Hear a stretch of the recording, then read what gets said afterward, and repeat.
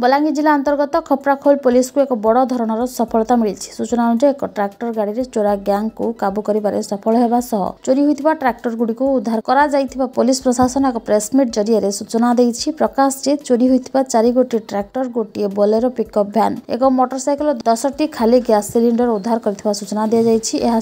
5 अभियुक्तों को गिरफ्त कर कोर्ट चालान कर प्राप्त सूचना मुताबक 29 तारिख खपराखोल थाना बजल सागर गाँव हृदानंद साहू निज घर सम्मुखें ट्रैक्टर को रखी ट्रैक्टर टी कई अजना व्यक्ति चोरी कर खपराखोल थानार अभियोग होता। एने खपराखोल थाना केस नंबर 38/24 एक मामला रुजु कर चोर को धरने विभिन्न सूत्रु तदंत कर चोर को धरने सफल होते। चोरी ट्रैक्टर टी छत्तीसगढ़ राज्यर रायपुर निकटू पुलिस उद्धार करने सहित अन्य 3 tractor, Bolero, pickup, gas cylinder Lathor थाना अंतर्गत मसीना गाँव उद्धार करते। गिरफ अभियुक्त माने बलांगीर सदर थानार खुजनपाली गाँव ब्रह्मचारी शांतनु, बलांगीर टाउन थानार कामाख्यानगर अमित बाग, टाउन थाना सालेपाली गाँव प्रीतम ओरफ सोनू शर्मा, लोईसिया थाना रानीपाली गाँव श्रीकांत सिका, लाठोर थानार मसीना गाँव राजेंद्र मेहर बोली जनापड़ी।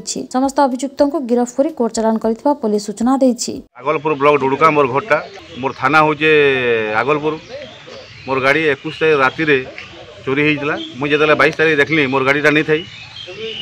मुझे बहुत खोजाखोजी कलापर आमर आईआईसी आगलपुर भी से बहुत परिश्रम कर किंतु एते दिन तो नहीं पाई थे। किंतु धन्यवाद देमी खपराखोल इंचार्ज आज्ञा रमाकांत साहू आज्ञा बहुत परिश्रम कर आमर पाटनागढ़ एसडीपीओ आज्ञा भी बहुत परिश्रम करी से गाड़ीटा को आज पाइछन और पाइला आगलपुर थाना को खबर देछन।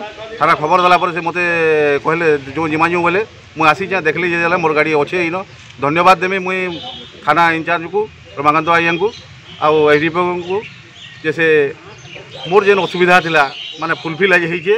और मुई सबू बलांगीर डिस्ट्रिक्ट सबू पुलिस को अनुरोध करमी जे आज्ञांकर बाकी एंता एक्टिव होन और एंता एक्टिव हेले चोरी नहीं हुए बोली मोर भाव मोर गत 28 तारीख जनवरी 28 तारीख राति प्राय 12टा बेले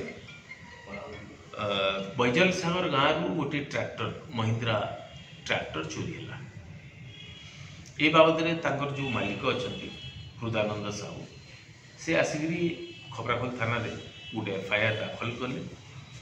एफआईआर दाखल कलापर आम गोटे चोरी केस टी कलु एवं आमर जे थाना अधिकारी अच्छा खपराखोल थानार रमाकांत साहू तांको नेतृत्व रे एक टीम फॉर्मेशन कराला एवं तदंत रे अति अल्प समय भितर आम प्राय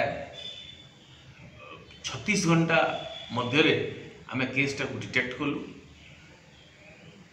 केस संक्रांत रे 5 जन मुदाला, मुख्य अभियुक्त तार 4 जन सहयोगी, 3 जन सहयोगी एवं जड़े स्टोलन प्रॉपर्टी रिसीवर बा चोरी होइथिबा ट्रैक्टर एवं अन्य सामग्री रो जे क्रेता ए समस्त को